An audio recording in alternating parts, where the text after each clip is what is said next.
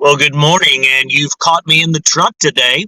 I'm heading off to the doctor this morning. Nothing's wrong. I'm just getting a checkup today. It's the annual physical, so we go in and we get all kinds of examinations. Right? You're aware of this. If you're over the age of 18, you're going in every year. And frankly, in raising the two kids, we had the annual checkups with the kids also. This is a part of a healthy life. One part of a healthy life. You go in. I know the drill. I know what's going to happen. They're going to take my vitals. They're probably going to take some blood because they want to evaluate some things concerning that. I've had cholesterol in upper levels for a few years. I've been prescribed medication to help out with that. And so, I take my medicine. I go in and I check with the doctor. He's going to ask me about my nutritional plan. What are you eating? What kind of things are you eating? How often are you eating these things? What's your fitness plan? How often do you how often do you go to the gym or work out or walk or run or exercise in any capacity? And how's your stress level? Anyway, all of these things. They want to know about medical history. Now, mine is difficult because I don't know my medical history. Being adopted with the record sealed, there was I just don't know that medical history. I know when they were 15 and 16, my parents were healthy, but weren't we all at 15 and 16? We certainly don't know what's going on today, right? So you go in and you do this every year. You get the checkup, and we put ourselves through these things because it's the way to health, and it's the way to survival, and it's the way to making sure that periodically you review the charts, the trends, you review the current status, and you make some determination. Well, I don't make determinations. He's going to tell me what I need to do, and then you know what? It's up to me. Am I gonna do what he asks me to do? Am I gonna do what he tells me to do? Um, and that's the choice, isn't it? Well, what does this have to do with anything other than my daily routine? Well, as a follower of Christ, we have opportunities, and I get asked this a lot. How do I know if somebody's growing as a follower of Christ? How do I know if somebody is actually becoming a disciple? Now, when I grew up, I was basically told, I mean, not with these words, but the encouragement was you just attend all these programs and you'll be good to go. And we in the church have done this for decades now, where we have mostly just told people, just show up. Hey, you're a believer now. Ditch all your old friends, ditch all your old hangout spots, trade it all in for the church. We've got the program for you. We've got what you need. We've got everything you need. And that's what we were told for a number of years, for decades. The problem is, attending doesn't make me a follower. Doesn't make me a healthy follower of Christ. I could attend the doctor every year, but if I don't do what I'm supposed to do, if I don't go and learn what I'm supposed to learn, then it doesn't matter. I mean, all I'm going to do is come back to the doctor regularly, and likely more regularly. If I don't make choices in this process, then he can tell me all the things I need to do, all the programs that I need to attend or follow. But it's up to me if I actually do it. And it's the same way as we follow Christ. We can attend all the programs we want. And we as the church, man, we can give you 100 programs.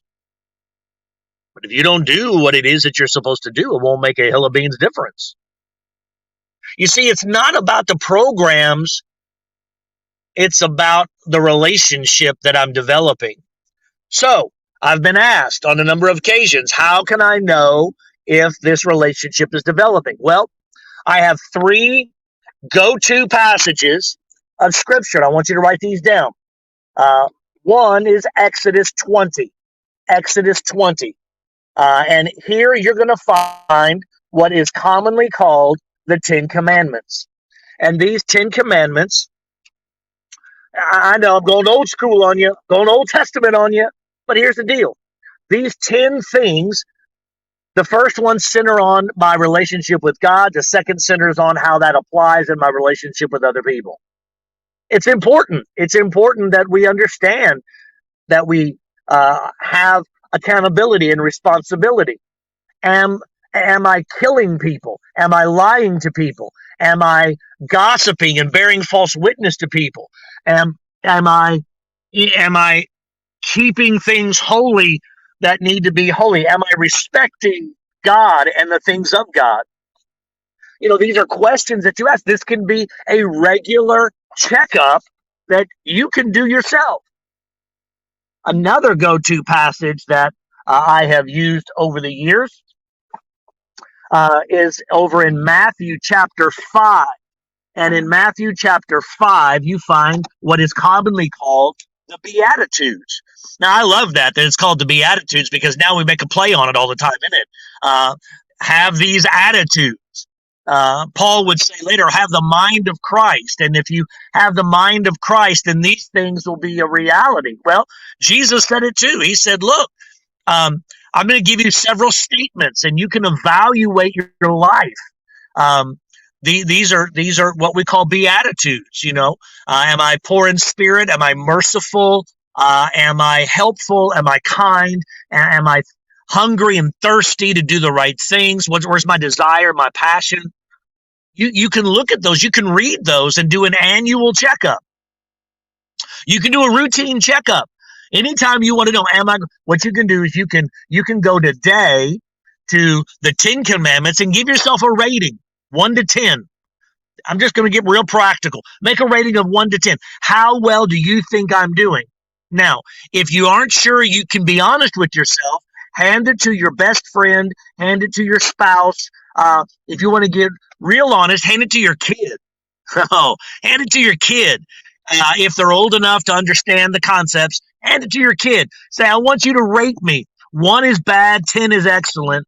How well am I doing? How well am I reflecting this as a truth?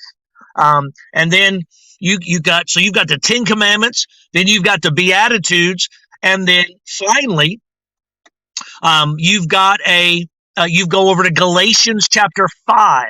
And this is where you find the fruit of the Spirit. There's 9 items listed in the fruit of the Spirit: love, joy, peace, patience, kindness, goodness, faithfulness, gentleness, self-control. Here it is. It's all laid out for you.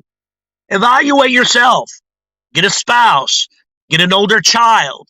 How am I doing in these 9 areas? So you have 10 and 8 and 9. You got 27 points of data that you can achieve, and then you can come back the next month.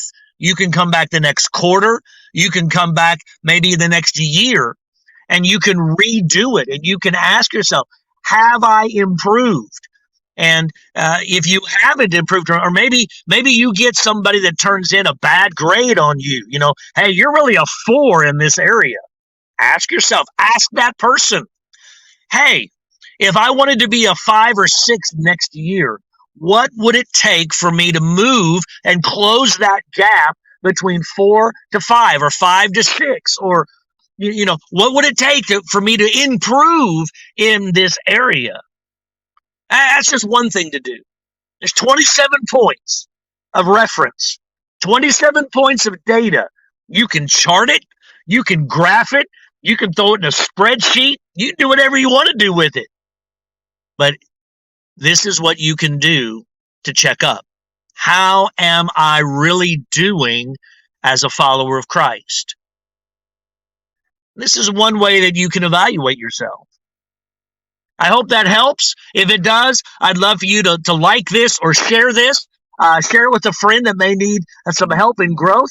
Let us know how we can help you, and we'd love to do it. Well, looks like it's time for my appointment. I'll see you guys later. Have a great day.